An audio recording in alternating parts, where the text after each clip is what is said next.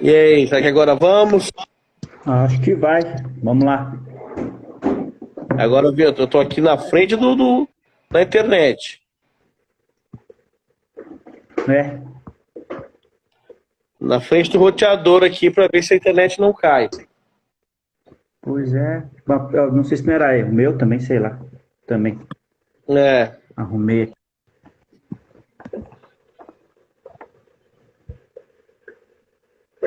Mas é isso, né? Voltando a falar ali que a gente percebe que a- o evangelho não se trata de um versículo, mas de uma mensagem verdadeiramente genuína do isso, reino, né? De Cristo, isso, Cristo como Deus. Cristo é Deus. A mensagem ela é sobre o plano de Deus, né? Algo que Deus começou a fazer em Adão e Eva e está fazendo hoje e vai concluir. Então, e isso, essa é a nossa mensagem, né? Não ficar só preso infelizmente, a usar do evangelho para o sucesso pessoal, ministerial, né? Não é sobre a igreja, né? É sobre isso. essa, sobre o plano de Deus eterno. É, Eu tenho começa com Deus e termina com Deus, né? sim. E as pessoas não querem ouvir isso, e é interessante porque quando eu tenho tido essa experiência, né? De até Uhum. mesmo pessoas que se dizem na fé que, cara, tipo, isso é uma mensagem estranha quando tu foca, né? E só que é essa a mensagem, né? A gente tem aprendido e se torna, como bem tu falou, se torna, é isso que me torna a mensagem viva, tanto no indivíduo como Isso, coletivo, porque não é sobre o que a gente está produzindo, sobre a quantidade de pessoas que estão congregando no nosso meio, mas isso amplia, isso realmente já resolve a questão que todo mundo acaba, às vezes, pensando que a solução é ser abençoado financeiramente, ser abençoado na hum, carreira profissional, ser abençoado até mesmo na saúde física, né? Isso é consequência, e aí se torna vivo quando Cristo diz, né, que se nós buscamos em primeiro lugar o seu reino, estas coisas serão acrescentadas, isso. e entender que, vou ser bem franco, cara, pelo que eu tenho aceitado muito mais uma mensagem de que eu vou sofrer, não por negligência, mas justamente por causa dessa mensagem, né? Por causa que nosso negócio é o plano eterno e não uma vida bem-sucedida aos olhos do mundo. É uma mensagem, na verdade, que assim, qual era a reação das pessoas que escutavam a mensagem, né, na época dos apóstolos ali, né? Alguns apedrejavam e outros riam, né? Porque falava de Isso. ressurreição dos mortos, né? Nós, sim, Nossa. um grupo de homens dizia assim: nós cremos em um homem que vocês mataram, mas que ele ressuscitou, né? Que aí Paulo já vai para os gregos pregando. Eu prego aqui essa estátua aqui que não é ao Deus que vocês não conhecem, é esse Deus aqui que eu estou falando que vai vir julgar vocês. Então assim, é um homem que morreu, mas ressuscitou, mas vai voltar para vir julgar todo mundo.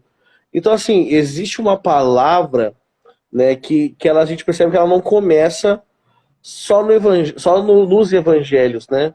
Ela começa com Deus, ela começa com alguém que a gente tem que prestar contas, né? Com o Criador. Então, se Deus criou os céus e a terra no princípio, e no sexto dia criou o homem, nós somos criaturas dele e nós devemos contas a ele.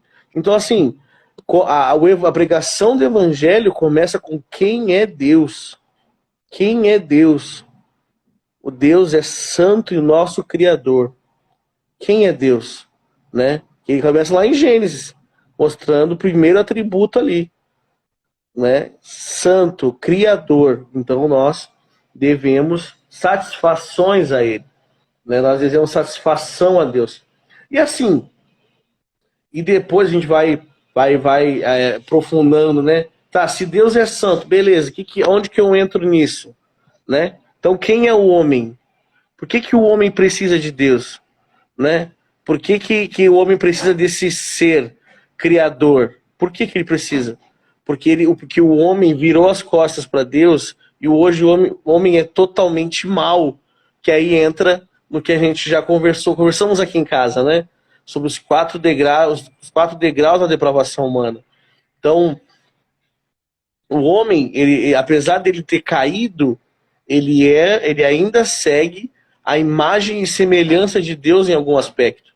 Então, assim, ele é mau, ele usa das coisas de Deus, aquilo que Deus deu para ele, para viver contra Deus, então ele é mau, mas ele é iludido, ele acha que está tudo bem, né?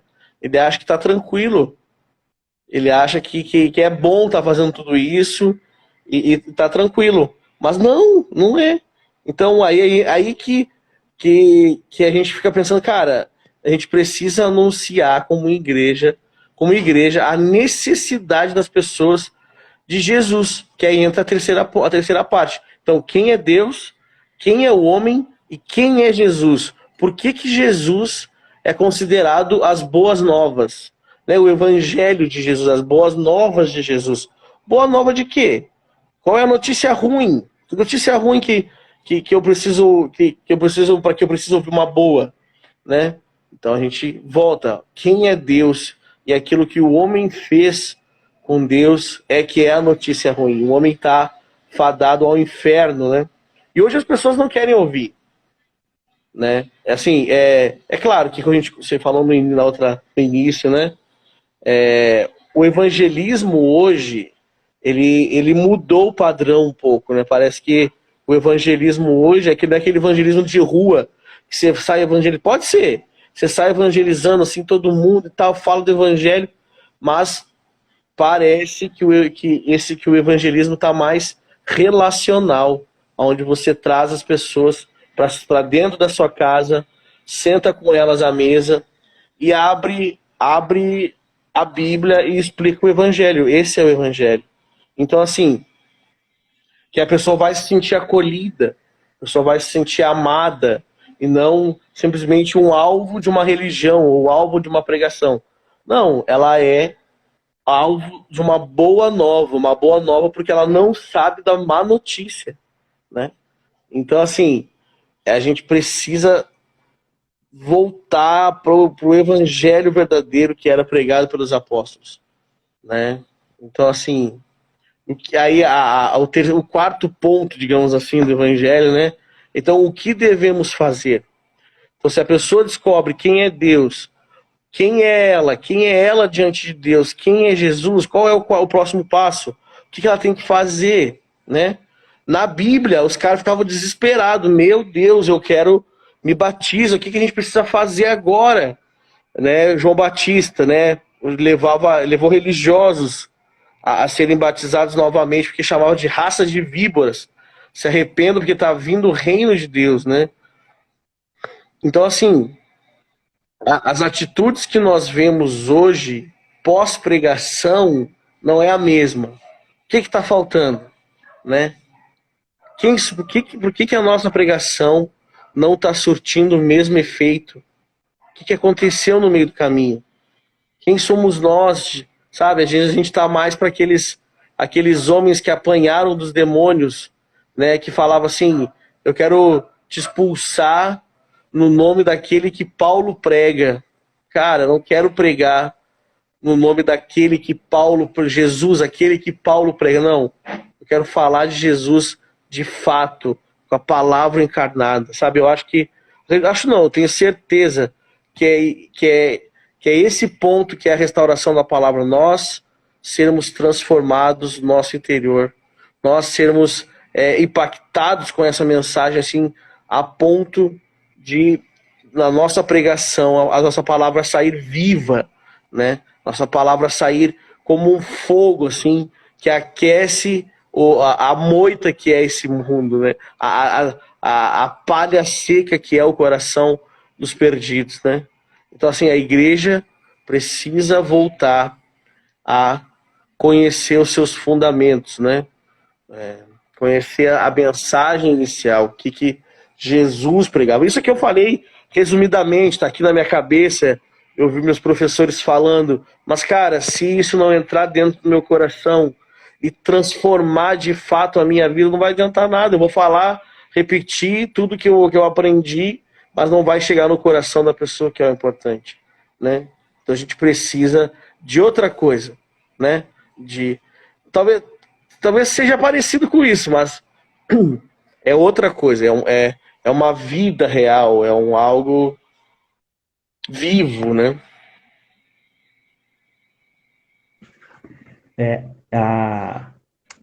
Cara, parece tão. Eu acabo ficando mais envergonhado ainda, né? Porque aí eu penso assim, cara, mas isso eu já sei. Pois é, então nós temos um problema.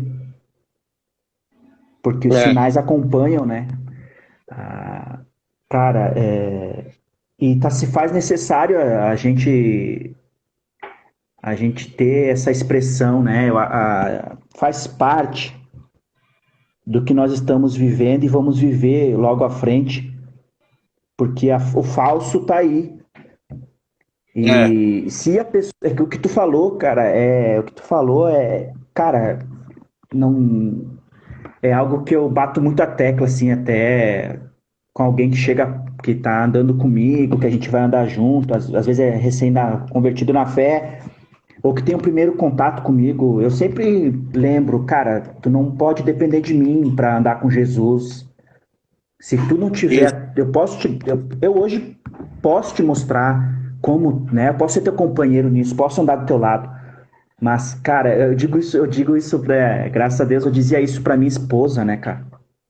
Cara, se eu morrer, e aí? A tua fé tá baseada na minha vida ou tá baseada na tua vida com Jesus? Porque, cara, a uhum, gente tem que ter essa vida, as pessoas não têm experiência com Deus. Cara, é uma desfrutar da misericórdia de Deus, a chegar num nível onde tu tem prazer de orar, onde tu tem prazer de se aprofundar nas escrituras.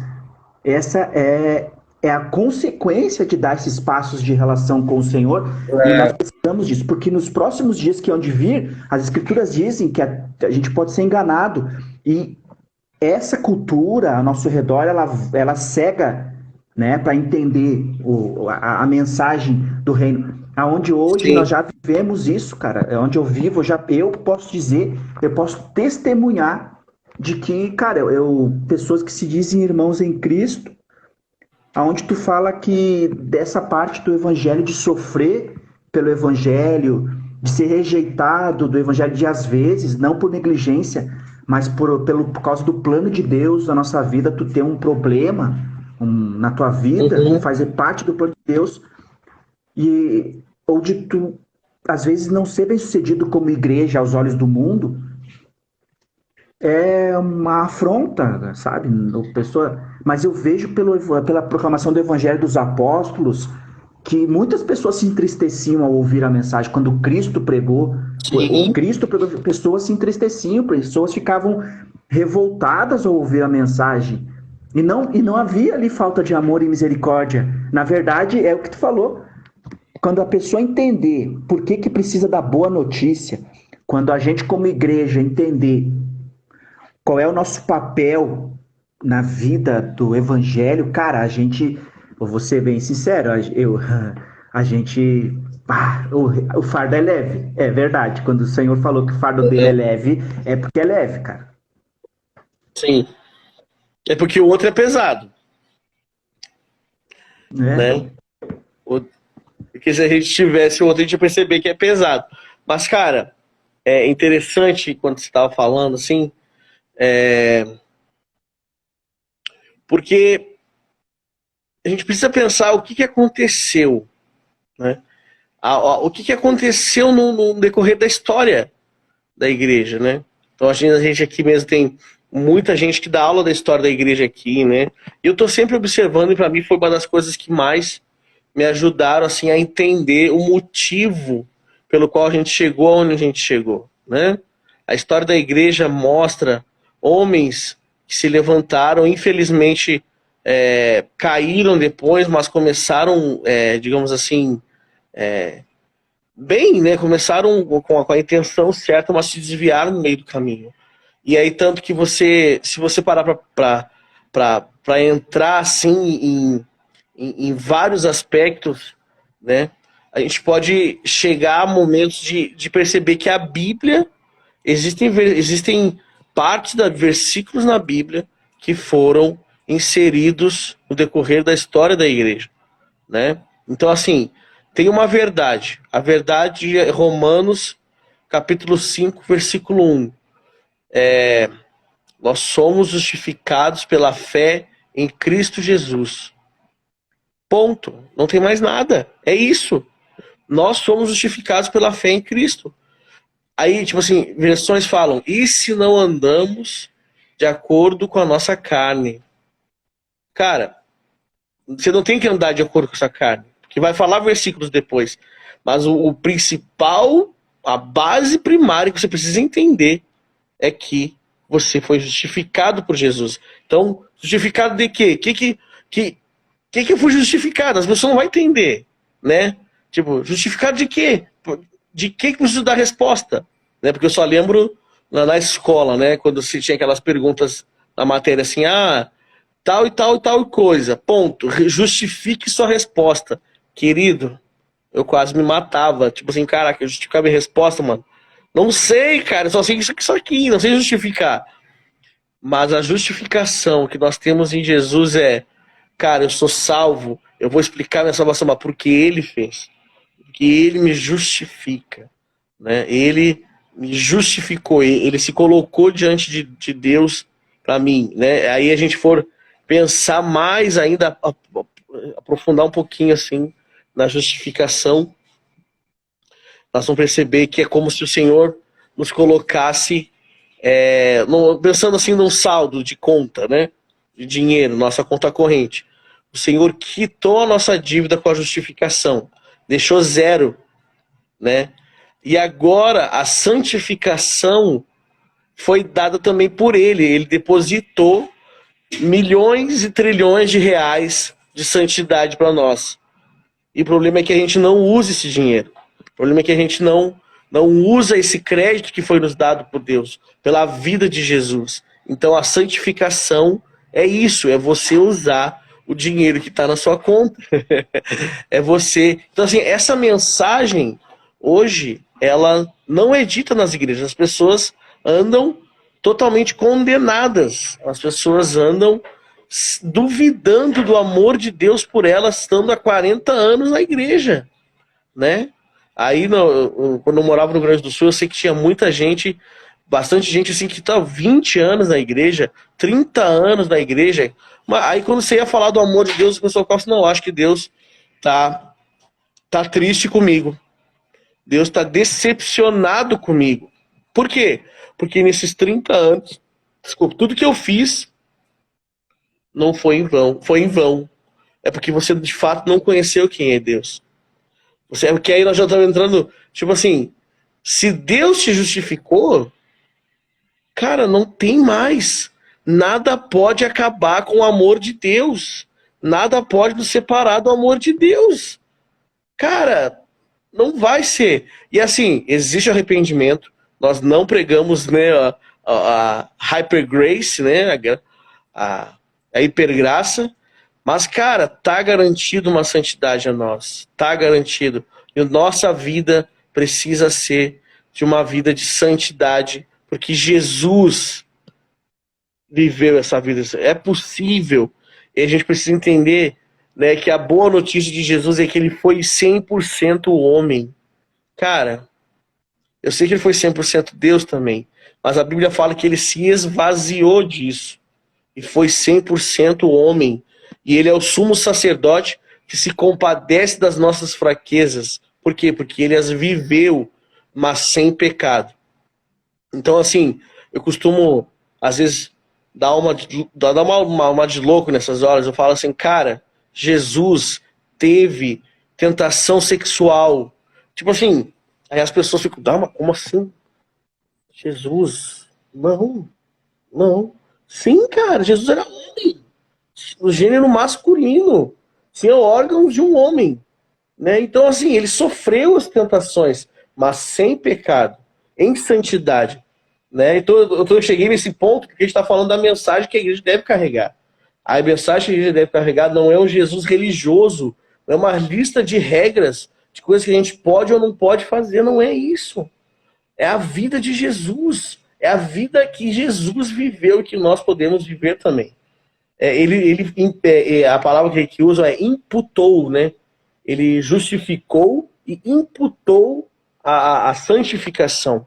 Então, cara, existe a mensagem que a igreja precisa carregar, na verdade, é uma pessoa. É uma pessoa. E é Jesus. É a pessoa de Jesus. Lucas, né, quando escreveu tanto o evangelho dele como Atos, ele fala: estou escrevendo aqui tudo que Jesus fez e ensinou. Então tem a ver com ele, tem a ver com o que ele fez. Nós precisamos conhecer quem é Deus, a história do Antigo Testamento, a história de Israel, a promessa de um Messias, a importância de Israel, mas quando Jesus chega, é o Senhor encarnado, é a nossa salvação. A Bíblia, em Hebreus 1, né, fala que antigamente o Senhor falava por meio dos profetas, mas agora nos fala através do Filho, que é a imagem, que é o resplendor da glória de Deus, né?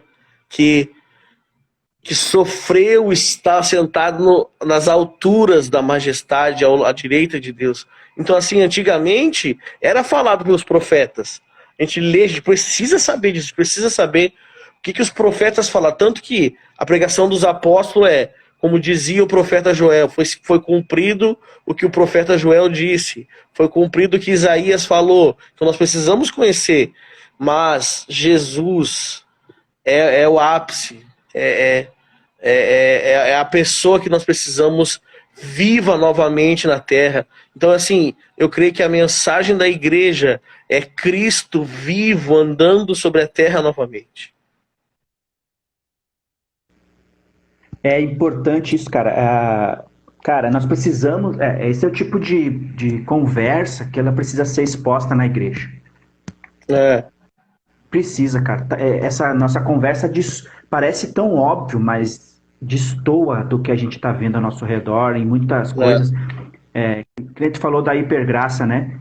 Cara, quando eu tenho. Por isso que eu tenho que falar sobre a ira de Deus. Uma pessoa que não está caminhando com Deus, ela tá debaixo da ira de Deus. Uma pessoa que não está andando, não está convertida ao Senhor, cara, o teu destino é o inferno e não tem o que fazer. Cristo fez. Quer mudar isso? Então creia que Cristo é Deus e creia na mensagem do reino. Não, cara, não quero outra coisa. Não, mas eu preciso melhorar meu emprego. E aí os caras. Aí tu fala, agora Deus te amou e nada pode separar disso. Aí o cara não teve um encontro com a mensagem quando ele usa disso para pecar. Porque essa clareza, essa experiência, cara, ela me leva a um temor, a um zelo, cara. Eu tô muito. Cara, eu tenho uma coisa que eu tô dizendo assim, ó, eu tô reaprendendo, tá? Eu tô aprendendo, reaprendendo.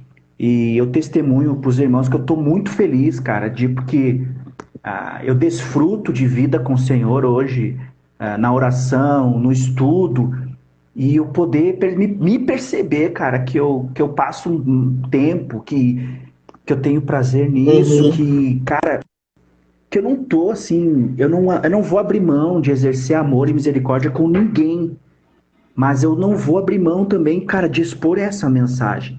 E nem é sobre o meu emprego, sobre o meu salário.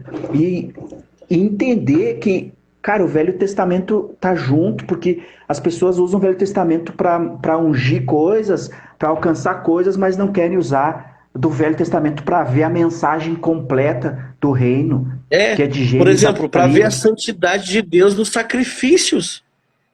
Nossa, cara, isso é impactante. Cara, isso explode a mente. Explode, cara. Mas assim, enquanto você estava falando, eu penso, eu sempre penso aí, Jesus é sempre muito sábio, né? Não.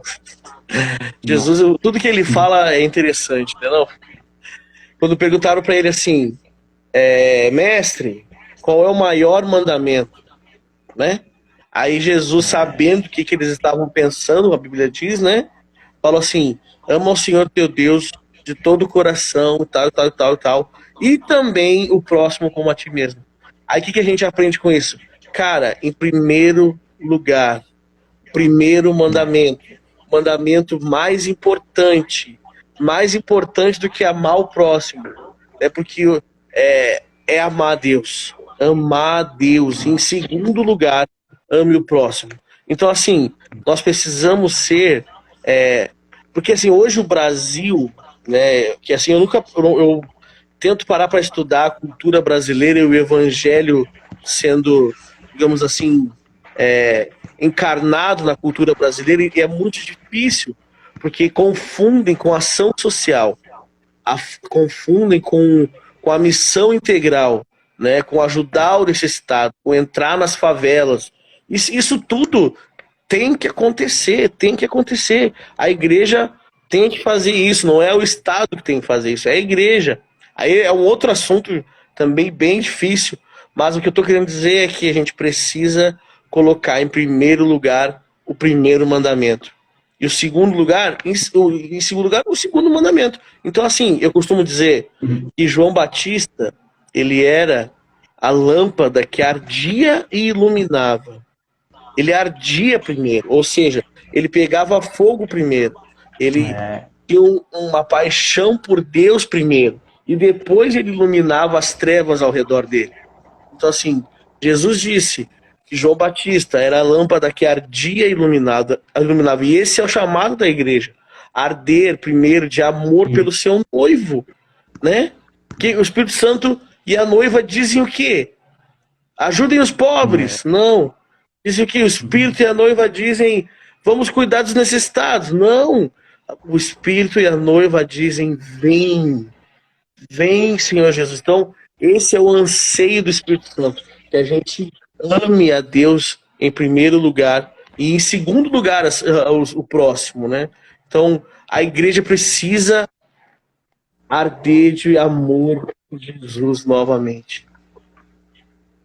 Cara, essa Faz é a sentido, né? mensagem. Não, não tem como fugir, né, cara?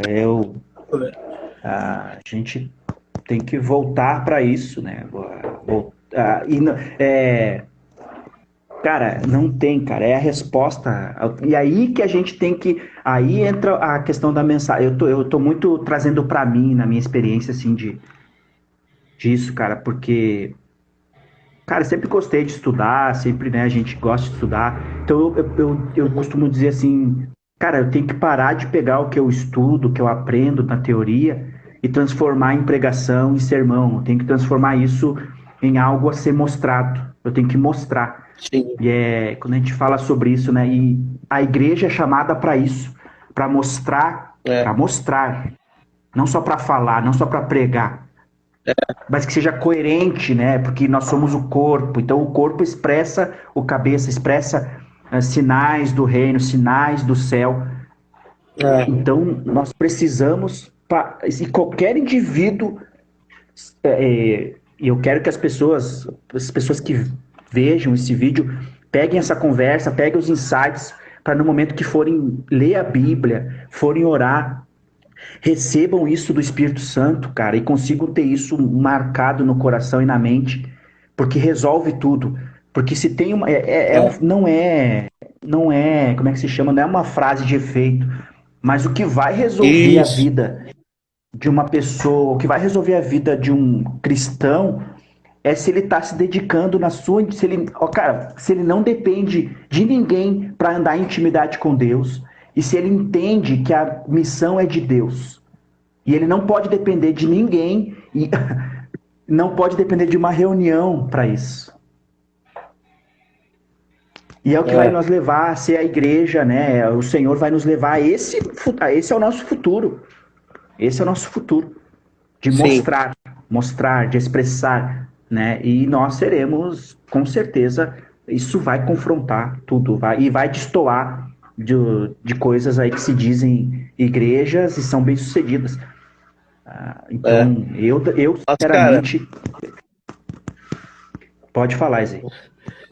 não, é essa questão da gente estudar muito, né? E, na verdade, não querer que se torne apenas um intelecto, né? Cara, eu posso dizer que essa é a minha angústia também. Cara, a gente lê bastante, a gente estuda bastante, a gente ama isso, né? E é muito bom isso. É muito bom você estudar, você aprender, né? Acho que quem não conhece, quem não sabe o quão bom é estudar, né? Que assim, a escola pública hoje acabou com a paixão pelo estudo, porque tanta É, coisa errada que passou pra gente. Mas se a gente pega a beleza que tem no ato do estudo, é muito bom. Só que, cara, teve uma hora assim que a gente para e pensa assim, cara, mas isso que eu tô estudando não pode ser só minha cabeça, cara. Precisa descer pro meu coração. A gente precisa. E como que faz isso? Eu creio, eu tenho quase certeza, assim, que envolve a oração, envolve tempos de falar em línguas, de você adorar o Senhor, tipo assim, meditar naquilo, né? O meditar no sentido de você leu algo, aí você para, fecha os olhos e fica orando aquilo, falando aquilo, até que você de fato entenda, né? Mas pede para Jesus ir mostrando e revelando isso ao coração. Então eu penso muito nesse ato de meditação e contemplação, né? Tem gente nessa da igreja que chama de contemplação. Esse ato de você ruminar, né, a palavra, você degustar a palavra. Então isso, acho que isso vai trazendo transformação. E tem um outro ponto também que aí não é o melhor, mas eu acho que é às vezes o mais o que tem mais poder é o sofrimento, né? Quando a gente passa por sofrimentos, quando a gente passa por angústias na nossa vida pessoal, ao nosso redor, qualquer tipo de sofrimento, seja um confronto, seja uma palavra de alguém, o sofrimento gera em nós a palavra de Deus. O sofrimento gera em nós, torna a vida aquilo que a gente estuda, o sofrimento, a dor, né, a angústia, o amargor, né? O profeta Ezequiel comeu da palavra de Deus, né? Que nem a gente come da palavra, a gente estuda a palavra, a gente ama comer a palavra, né? Mas aí diz que quando ele engoliu e chegou nas entranhas, foi amargo. Na boca era doce como mel, no nosso intelecto é maravilhoso. A gente estudar isso é maravilhoso, mas quando a gente engole, quando desce as nossas entranhas, amarga. E isso não é ruim, não é porque Deus é mau, é porque a gente é ruim, que a gente precisa sofrer para aprender. A gente precisa, nossa, é isso. A gente vê o quão a gente é mau, quando a gente é ruim, a gente está longe de conhecer o coração de Deus, né? Então a igreja, a noiva de Jesus, ela precisa carregar a mensagem do coração de Deus. Ela precisa anunciar a mensagem do coração de Deus. E às vezes, muitas vezes, a mensagem do coração de Deus é dor, é angústia, é, é anseio, é ciúmes, zelo, né, pela sua noiva, é paixão, né? Então, quem estará na brecha para ouvir isso, né? Para abraçar esse estilo de vida de sofrimento que encarna a palavra, né? É um assunto, a gente está tocando assim em vários assuntos que poderia dar muito tempo. Quero. A gente vai deixar essa live aí, se alguém vê, vai. Que gere alguma coisa, né, cara? Isso. Que é isso, essa é a ideia.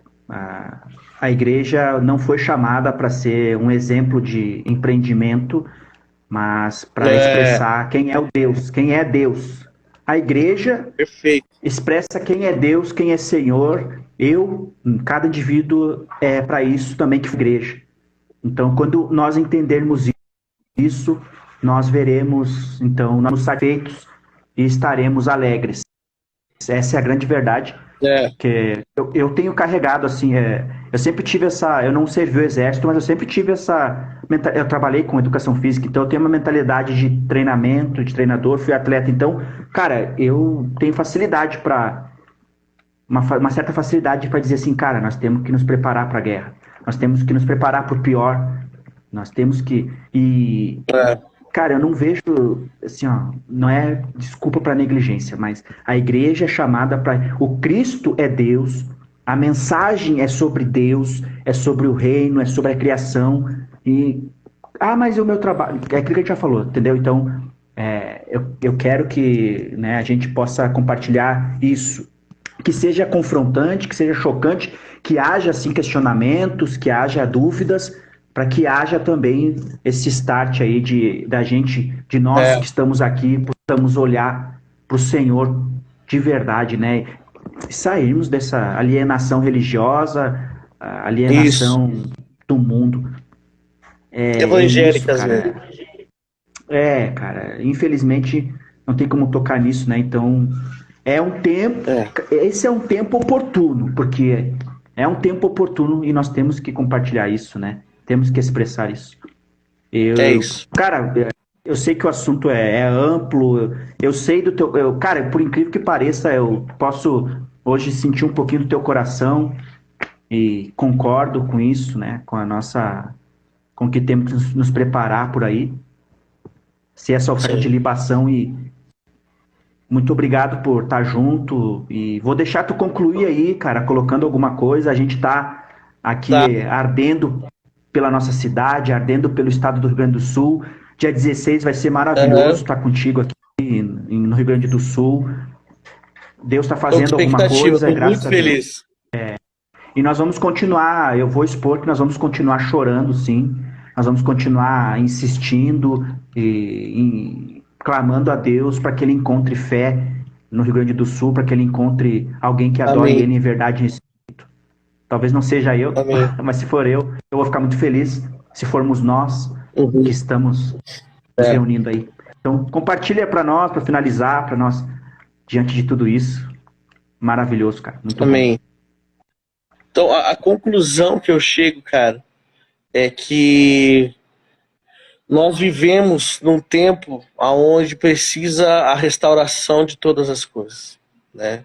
Nós estamos vivendo assim, como se fosse não, é um limiar.